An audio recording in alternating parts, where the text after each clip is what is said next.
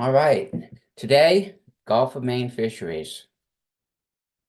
Starting out with actually a painting by Winslow Homer, which kind of gives you an idea of what it might be like out on the ocean when some of the earlier fishermen are out in their dories.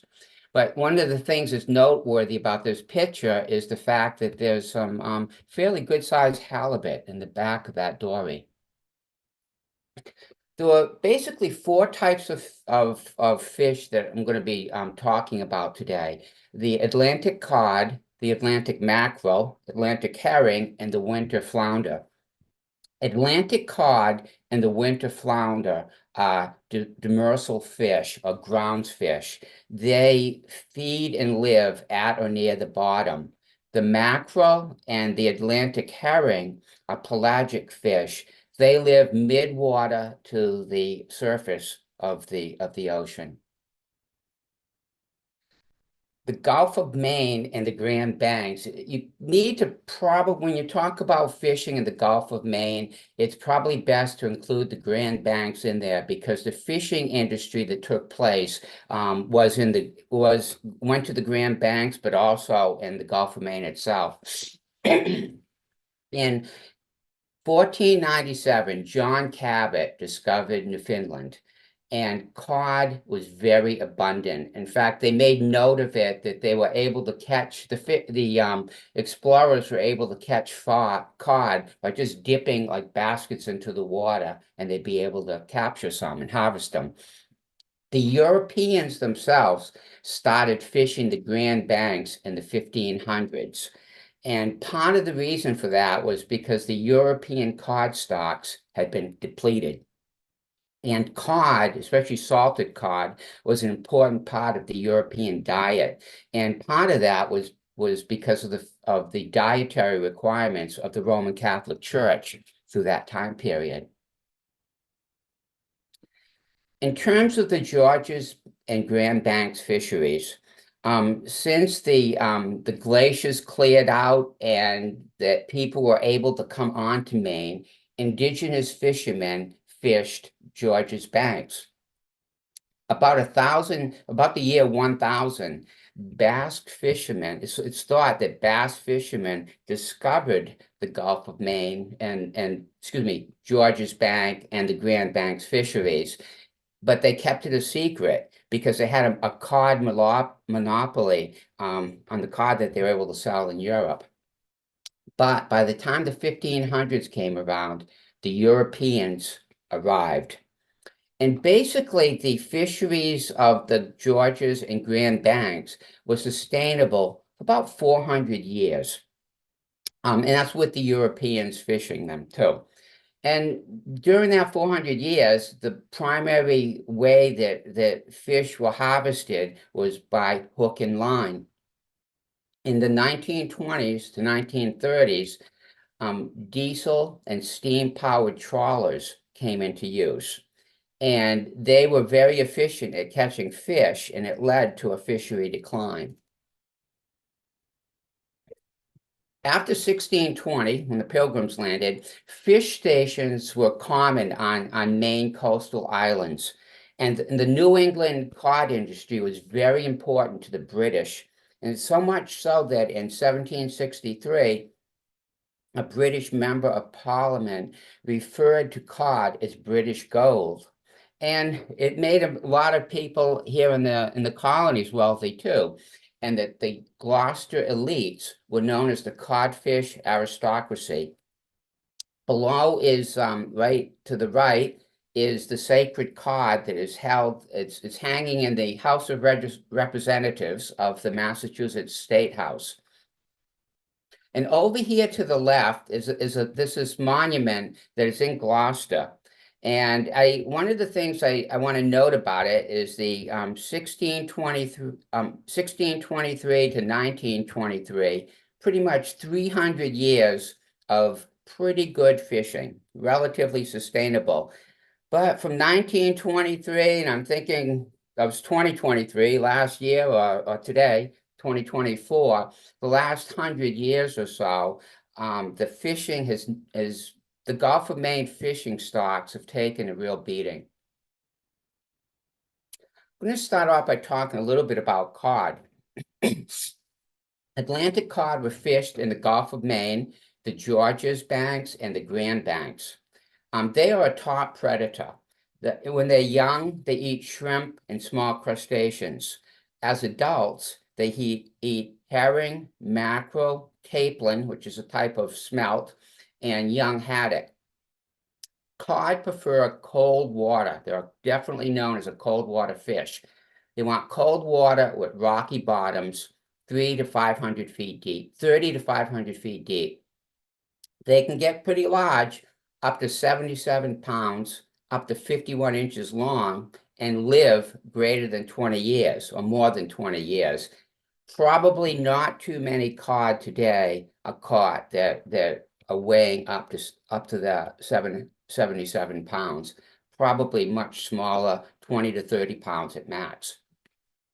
Cod moves to shallow water in the winter to lay their eggs. They spawn near the ocean floor when they're 2 to 3 years old, and each female will put out between 2.5 and 9 million eggs. Salted cod was economically important. In the mid-1800s was the start of what they call an industrial scale harvest. In 1880, 400 vessels, fishing vessels, went out of Gloucester alone, and the peak catch occurred in the 1880s, with the major fishing ports being Gloucester, Massachusetts, and Yarmouth, Nova Scotia. Cod was preferred over other fish such as pollock and haddock. And the reason for that is that pollock and haddock were smaller and they were oilier, which made them much more difficult to cure. As you remember, cod was basically salted and dried. And right here, this shows cod laid out to dry. And these are some labels from Gloucester fish dealers, and it's kind of interesting because there's many different fish dealers out there, and if you look at it, there's different fish. There's halibut, there's cod, there's mackerel, and you can get it any way you want it. It could be dried, it could be pickled, it could be smoked, and it might even be fresh.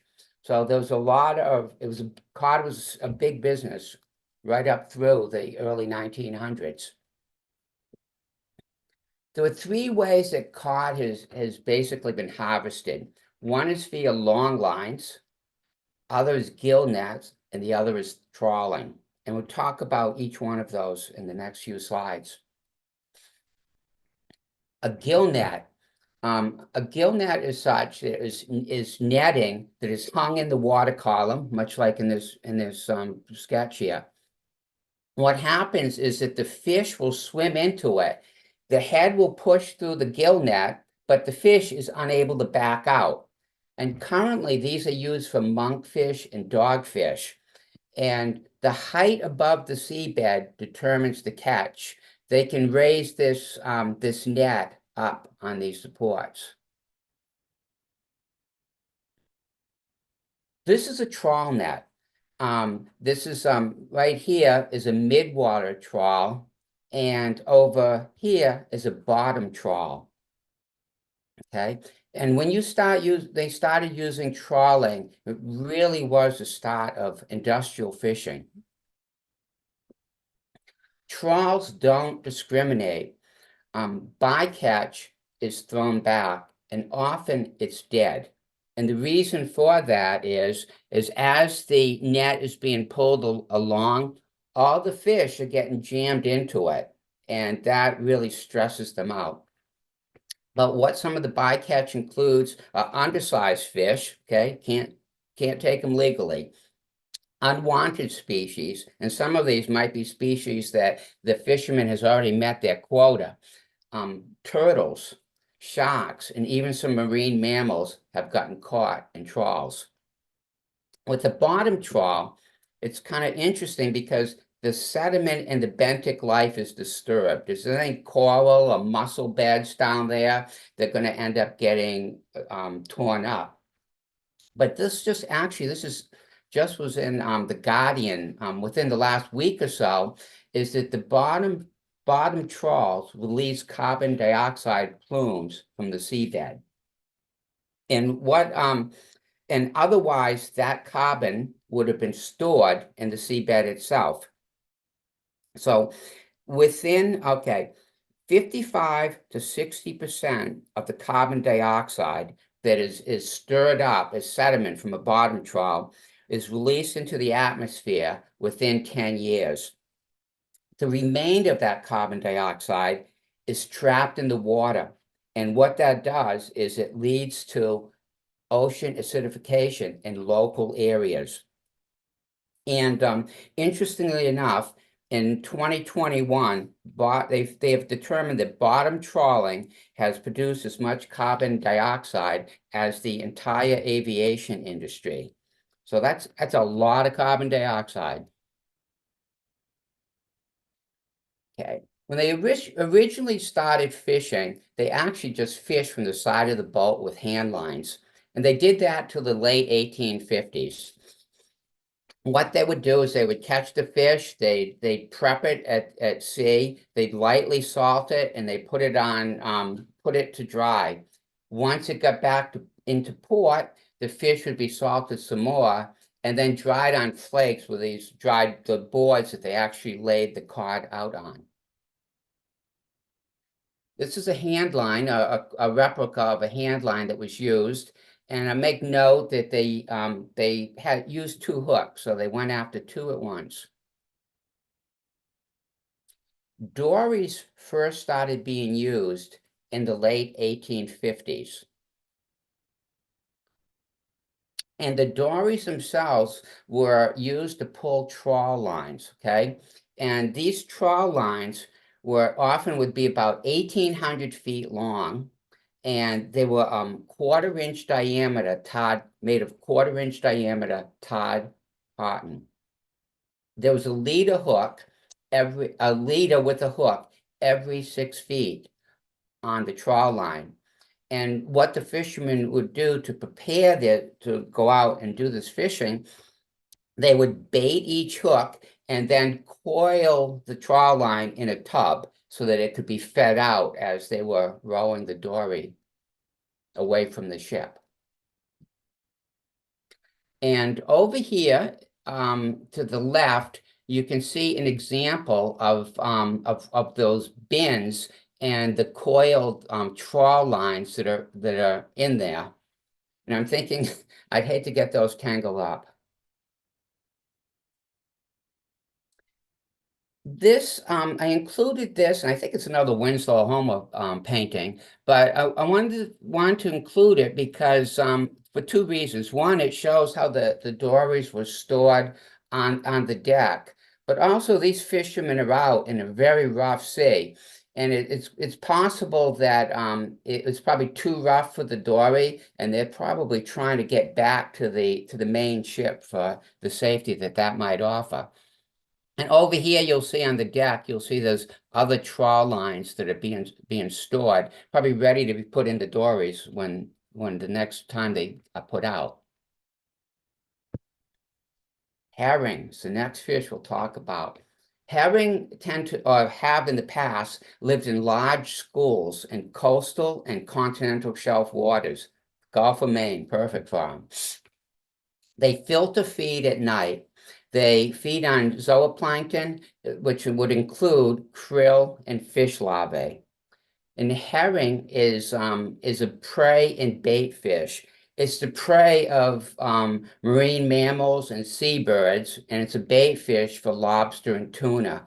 And one of the things I've heard about herring is that everything eats herring. So they are an important food source in the Gulf. Excuse me. Young herring, technically in Maine, the sardines Maine sardines are young Atlantic herrings. And the sardines themselves stay close to shore. They grow 4 to 7 inches within 2 years, and they can grow up to 10 inches by the fourth year. Their maximum size is roughly about 15 inches, and they live from 15 to 18 years. Adult herring, 3 years and older, spawn in both the summer and fall. Each female can produce 30 to 200,000 eggs. And what happens is that the eggs, when the female lays their eggs, the eggs sink and they cling to the seabed. And there's been times when the schools of herring have been overhead that you could have as much as an inch of eggs on the seabed itself. Herring want their eggs to land on a substrate of rock, gravel, or pebbles, 18 to 180 feet deep. And again, those eggs are down there. The bottom fish, the other bottom fish have quite a feast.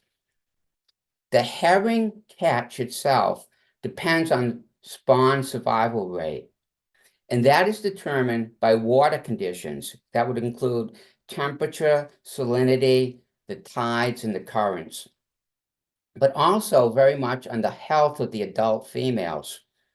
And this was in the Portland Press Herald just last week about the herring catch. In 2017, 100 million pounds of of sardines, or herring, I should say, herring, were taken out of the Gulf of Maine.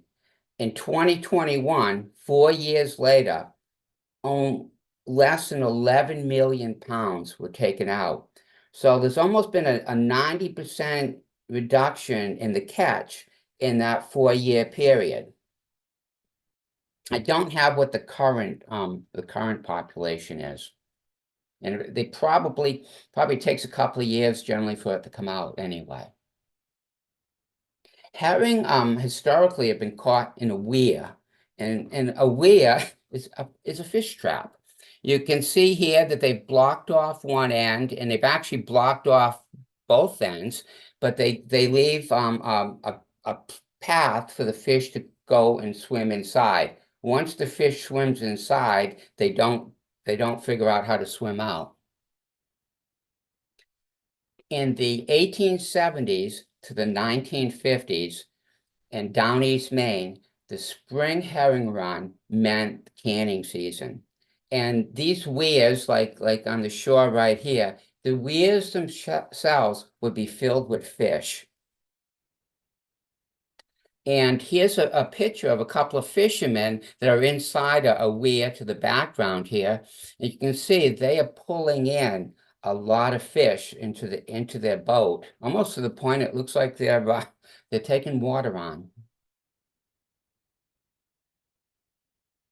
The hang on. In Lubec and Eastport were the sardine canning centers of the state, and that was from the 1880s to the end of the 20th century.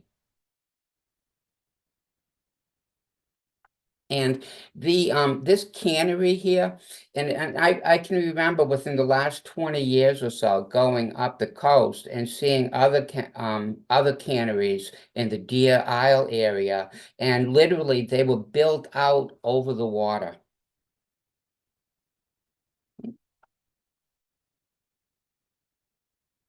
Canning itself was very labor intensive. Okay, when the catch arrived, the factory whistle blew and the work continued until the entire catch was processed. And child labor was used, whether it was legal or not. And I can't help but look at this lady here and think that she'd be the union organizer if there was one. The child labor in sardine canneries became a national scandal. There were headlines in the paper about the Maine sardine industry and child labor. A higher herring catch corresponded with a drop in school attendance. And the workers themselves often lived in employer-owned shanty towns. And generally, the entire family, including any kids that were there, kids that were old enough, worked. In 1887, Maine made a law called the Maine Law of 1887, and said that no child under 12 years old could be involved in manufacturing, but cannery work was allowed as an exception. Still able to work. In 1907, the law was revised to age 14 for manufacturing or cannery work. And you can see from this picture here of these youth that worked in a Eastport cannery, you can see that they were not, they don't look like they're really old, very old, quite young. Eastport itself was the center of the herring fishery. In 1808, the first herring was smoked in Eastport. By 1900, 17 million pounds of herring were canned as sardines, and 2.5 million pounds were salted for bait. And this is a picture inside of the Wilson Sardine Company in Eastport. Everybody at their bench, and you can see some fish there. The Maine coast itself had a total of 50 sardine canneries. This was big business. The last one was in Stinson, Maine, and was closed in 2010. Historically, Maine sardines were caught using weirs. But in the 1960s, foreign trawlers came in. The use of purse signs and electronic fish finders also came into use. And by the 1970s, there was a dramatic population decline. So here we are in 1968 or so, we had 478,000 metric tons. And a metric ton is larger than our standard tons that we use in this state. In this country, by 1974, that had dropped to 229,000 metric tons. And then by 1977, that had gone to 104 metric tons. So in about 10, 11 years, you saw the harvest go down by 75%. And if you look at this, if you look at the chart as it keeps going here in 2022, it's down to I don't know, maybe 10,000 pounds, 10,000 metric tons. Significant drop. One of the things that came into play in the 60s was distant water fleets in the US waters. And they basically came here in 1960 to 1976. One of the problems with this is you had your fishing trawlers plus the factory ships.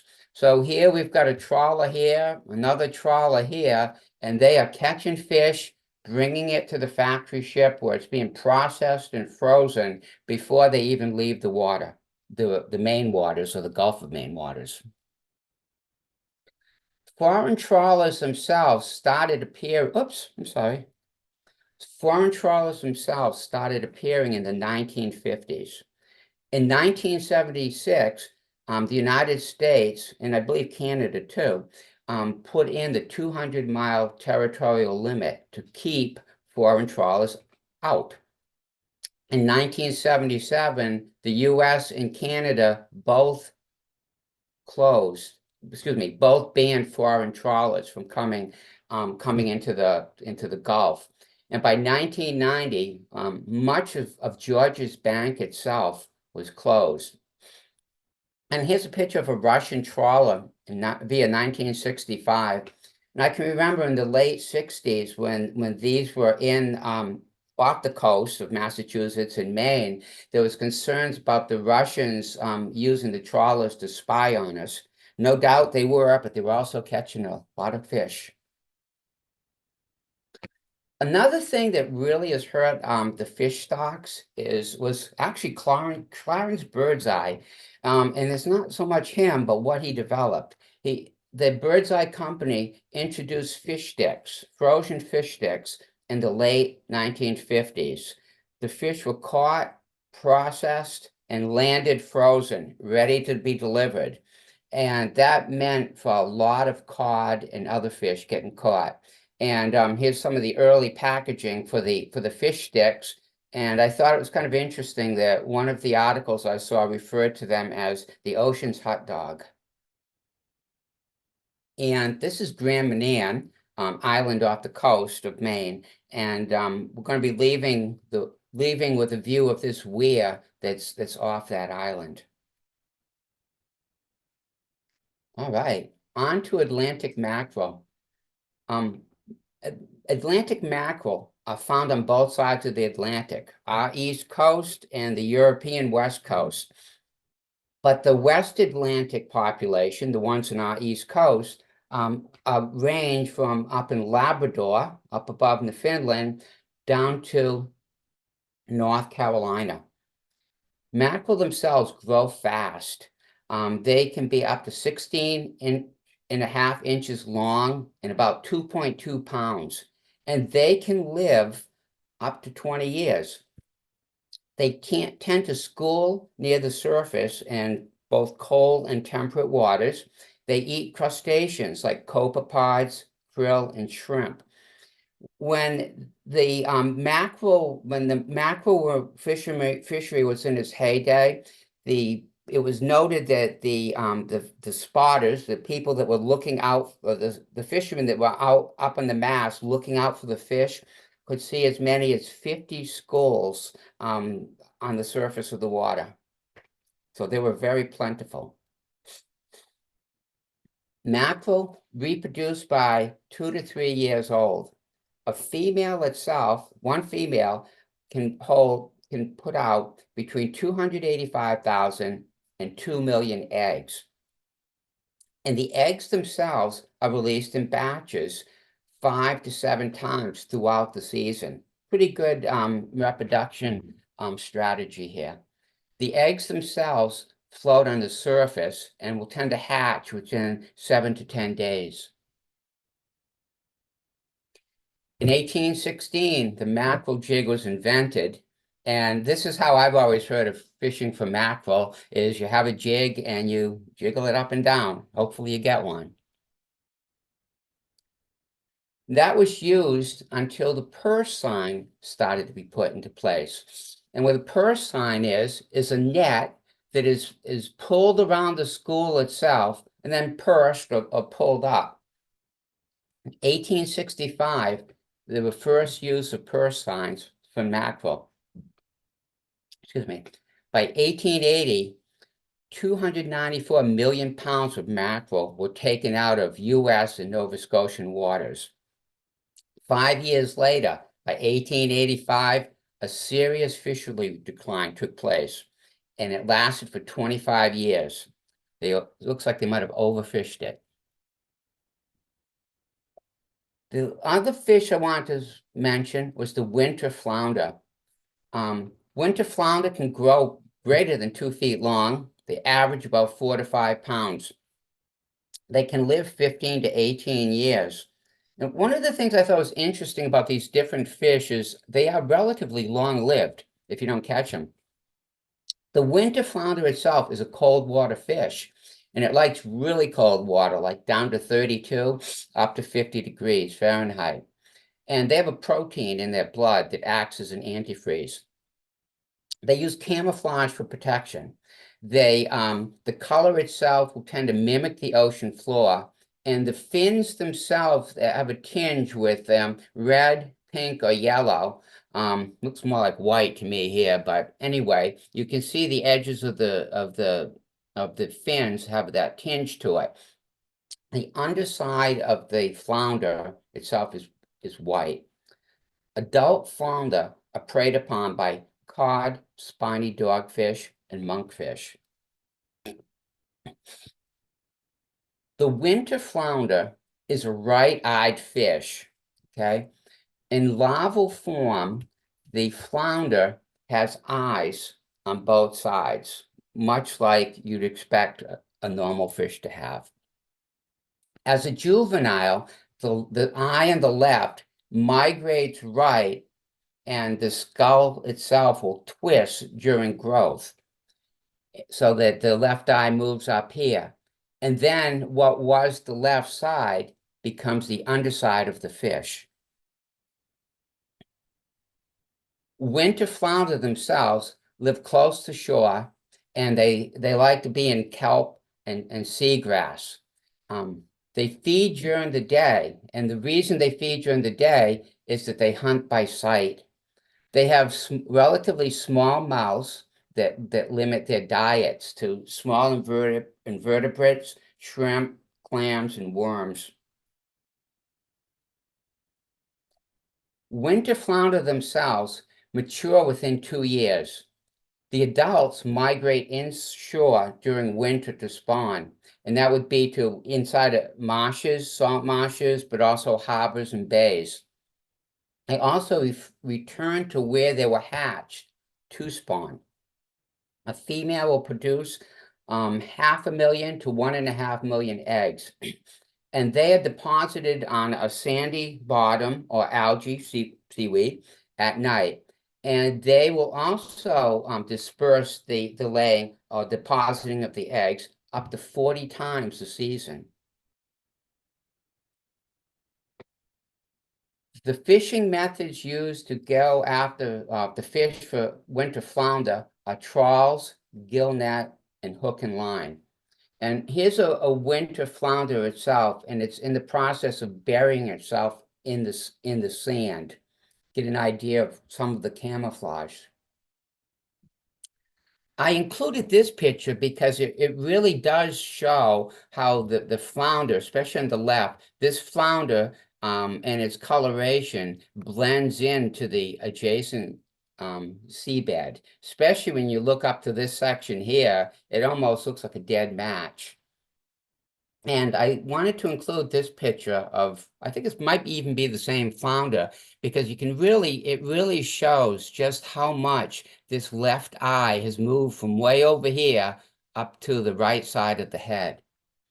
Another thing that's interesting about the flounder is as the eyes have moved and stuff, and it's shown especially in this picture, you see that the mouth hasn't really changed. It stayed in the same orientation as if the eyes were on both sides.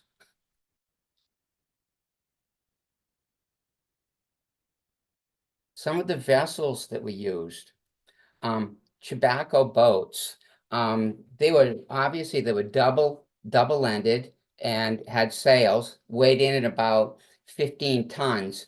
These some of the first boats that were used in the Gulf, and they were first built in the tobacco parish of Ipswich, which is now Essex, Mass. So that's how they got their name, from where they were built. The pink, after the use of the tobacco boat, a pinky or jigger came into use. Again, they were double-ended, and they had a small cabin on the deck. And they weighed in at about 20 tons. And they were used to fish for ground fish on inshore banks. And that would have been like George Banks or Browns Bank, and other smaller banks that might have been within the Gulf. After a while, though, actually, after 1830, the nearshore groundfish, those were like, cod, flounder, the nearshore groundfish were depleted, and they needed larger schooners to go out to the Georges, Browns, and the Grand Banks. So basically, they had a schooner clipper ship, and they made two fairs or trip to the Outer Banks in the summer. And each one of those trips lasted 5 to 6 weeks. Draggers came in place 1920s, and they had been used in Europe prior to their adoption in the States. But when the draggers came into place, they were able to catch large amounts of fish. Let's face it, you get a net here that they're going through and extending behind the boat, and as they pull it along, they would catch the fish, they could put it on ice in the hold and do no further processing. They would be able to come right in, and a fresh codfish market began. This is a picture of one of the Georges Bank fishery, and there's a trawler here, and I got an example of a net over at the top left. But you can see that this guy that's working here, there's a whole bunch of different fish inside the bottom of the fishing boat. And you can see like this one here is a cod. Down here you can see a flounder. Now, when that net goes out, whatever's in the water column gets pulled in, whether it is meant to be caught or not. All right, to kind of tie it up in a way, talk about the status of Gulf of Maine fish stocks. In terms of cod, mackerel, and herring, they are overfished and have a rebuild planned. And especially like I mentioned earlier with herring, about a 90% drop in the catch in a 4-year period ending in 2021. As far as winter flounder goes, Georges Bank itself is not overfished, but the remainder of the Gulf of Maine has not been assessed for the population. Fishing limits themselves are very controversial. You get scientists versus fishermen. I should say regulators are in there too. But the regulators try to go by the science.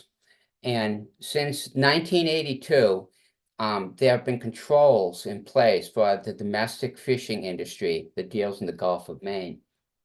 And some of those controls will be like there'll be a minimum fish size, a minimum mesh size. You've got a trawl net or a purse sign or anything like that.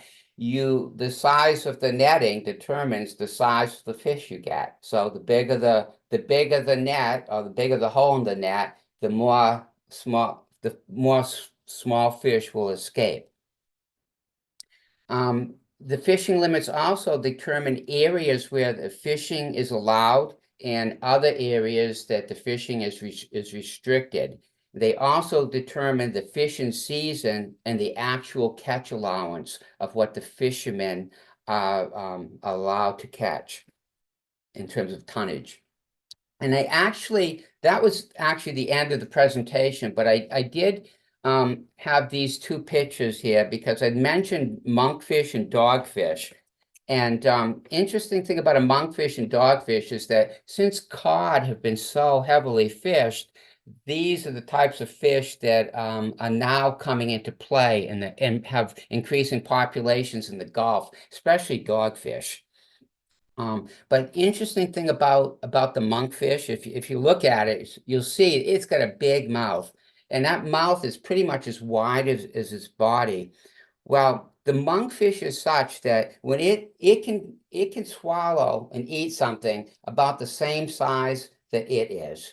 And how it does that is that it will take the fish into its mouth, and the stomach will distend, and it allows them to to take whatever it wants in there and eat it. The monkfish themselves grow 3 to 5 feet long, and the average one, or I should say, what's more common to see is about a 3-foot one. And this is a dogfish here. And to sum it all up, I recently saw an article, and somebody was referring to going off the Grand Banks, which was probably the premier fishing pot in the world for hundreds of years. And they threw in whatever their net or whatever, and they were catching dogfish. You want cod, not dogfish. So with that, any questions, thoughts, observations? Thank you, Steve. We had a question from Norma early on in your presentation. Let's see. She says, are there any records of the comparable sizes of cod or other fish from pre-overfishing in early Newfoundland to the 1800s and the size of the ones in the first slide to what is fished today? There probably is, but I'm not really aware of it. one of the things I am aware of is that the fish were much bigger. And this goes with a whole host of fish, like including tuna and billfish, which I don't think we have tuna in the Gulf, but I don't think we have any billfish. But their sizes are greatly reduced. You know, when you fish and you take too many of the adults, you know, they can only grow so big before you catch them. And like when a fish will grow and live 18 years, that's all dependent upon a fisherman not catching it. Steve, Yeah. I have a comment. There is a case before the Supreme Court right now, which challenges the right of regulators to regulate the fishing industry. And as a matter of fact, the cases can be interpreted so broadly that it challenges the right of any of the regulatory agencies to do their job in regulation based upon, as you said, the science of the experts, and turn that power over to the legislature. The people arguing this case say that it is unconstitutional for regulators to have so much power, and it saps power away from the state, from the federal government, legislative body. So that's of dire consequence to all environmental issues, but it began with a case against fishing regulation. Yeah. And oh, I'm sorry, Peter. Go ahead. That's okay. That's it for that. Well, within the last few weeks, that's been in the news several times, and one of the things that's interesting about this is that Neil Gorsuch, Supreme Court Justice, has a very dim view of regulators, and it's kind of interesting about how regulations are done, because what will happen is the government will go through the Senate, the House, however they do it. They will go through and they'll say, we want this law, but they're not scientists. And then they turn it over to the regulators, who are hopefully the scientists and people that will implement the regulations, because no, they want to give it to the people that know the topic. Neil Gorsuch's mother was the head of the Department of Environmental Protection under Reagan, and she was not friendly to the environment. So he has a long heritage of opposition to environmental issues. Well, don't you think, not to get political, but that they are against regulations unless it's something that they want to regulate? I'll leave it at that. Is that you, Margaret? Yeah, that's me, my comment on the Supreme Court discussion. It seems interesting that, and I'm not, again, not to be totally political, but you can't help it sometimes. But, we have certain people that talk about they want their freedoms, like you don't have to wear a mask, or you don't, you're a EMT, we don't want you to get a vaccination. Fine, you have that freedom. But the same group of people are beating on librarians because somebody has a book in there that's kind of like, oh, I don't agree with the book. Yeah, that's kind of what I was saying, but we better stick to fish. Steve, there are a couple of questions in the chat. One from David. He said, I heard that one reason lobster populations have increased in the past is because there are fewer cod. Do cod eat baby lobsters? Cod are opportunist, and the fact that predator fish have been overfished, that probably has a lot to do with more cod larvae surviving. And there's only a few, like, what is it, out of every 50,000 cod, lobster eggs, only 2 of them make it to be adults. So The other question is from Gary. With overfishing activity, have fish species appeared over time that were not present before the mass fishing activity escalated? well, I know like these dogfish themselves, I mean, they've been there. They've been in the ocean, but I know that now, like as I mentioned, I was reading about a fisherman off the Grand Banks making a comment, throwing whatever his net in or his line in. They were catching dogfish as opposed to cod, a desirable fish. I'm not sure that dogfish are eaten. And I know that they are a shark, and I know sometimes shark flesh needs special preparation in order to eat it. Excuse me, this is Tim Atwater. I don't have video on this old screen, but we lived on Cape Cod, and dogfish are a huge. They're fish and chips in England. We were told Okay. that's all they're getting at the Chatham Fish Mart is dogfish, and they don't get much but 10 or 12 cents a pound there in the U.S., but they're huge in England, and they're very edible.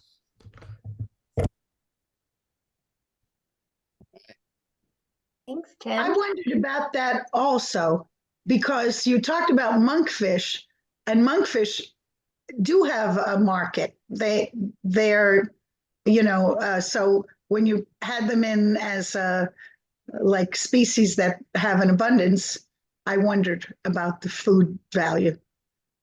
I think that they, Josephine, I think that the primary markets were cod, haddock, pollock, and that type of thing. Monkfish have been used, and I think that they use them like for fish and chips and that type of thing.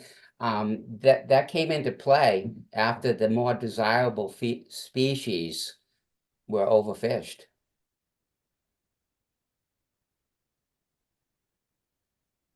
Steve, Yeah. this is Peter. I heard that one of the things that led to the decline of the sardine industry in Maine was the emergence of canned tuna fish.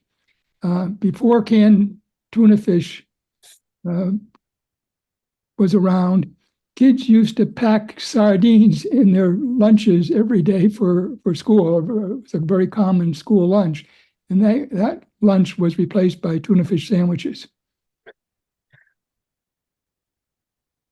I guess people like tuna better.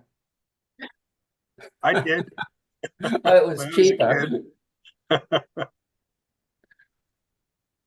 I have a couple of comments. I appreciate your historical approach, and the one thing that caught my eye, and I really appreciated the picture of the women working in the canneries. Actually, my wife, when she was, oh my gosh, teens, I guess, used to work in the sardine cannery in Portland, and oh my goodness, I had some stories about that.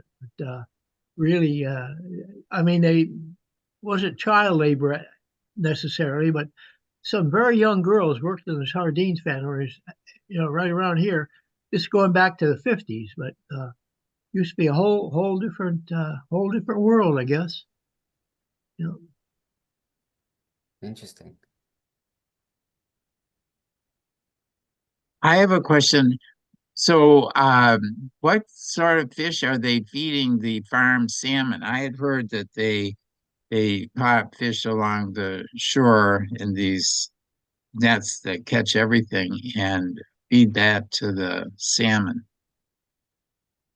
Yeah, David, I'm not sure if they go after a particular fish or not, but I know that they do get a lot of fish. And just recently, Japanese have started going into Antarctica and harvesting krill.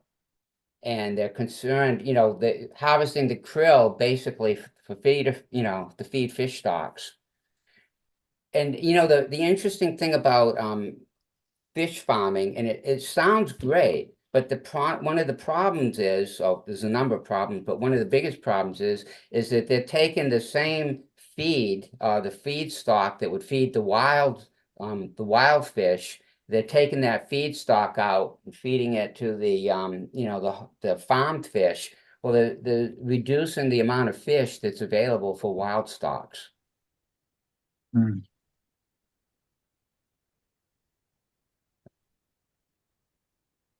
Thanks. There's a comment here from 3 of the kiddos in the audience. They like hearing the stories about kids in the factories. I'm glad I can read about it as history.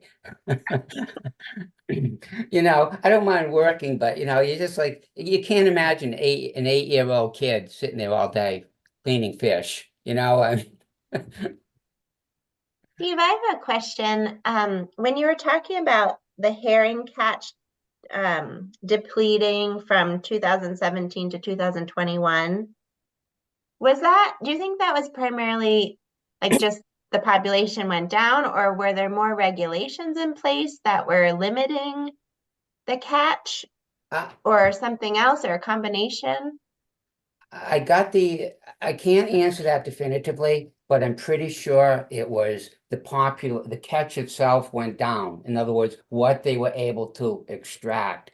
And interestingly enough, and you might remember I spoke about habitats a couple of weeks ago and seagrass, and there was about a 54% decrease of seagrass in Casco Bay. And it's roughly the same time frame.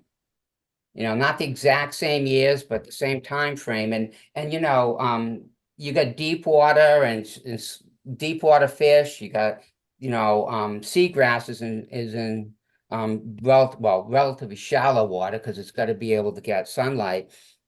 But two major depletions happening simultaneously. And it's like, how does one possibly affect the other? Or is it like, oh, is it because we're seeing that the temperature has risen that half a degree or that particular degree that goes and throws the population over and that it's no longer viable? I don't know that for sure. And it's just I did make note of it that seagrass and herring were down pretty much in the same time frame. Hmm. Herring being more of away from the shore fish, pelagic. Interesting. Are there any other questions out there? We have about 6 minutes till 1 o'clock, so we have a little bit more time. I have a confusion. Is a trawler and a dragger the same thing? I'm a little confused by that. Yeah, I kind of use the term together. I think that the proper term, I've seen both terms used, but the net itself is called a trawl. And the boat I've heard called trawlers, like a Russian trawler, and I've seen them called draggers. So they're one and the same. A trawler and a dragger, at least in terms of what I was just saying. I just wondered. It pulls a big net.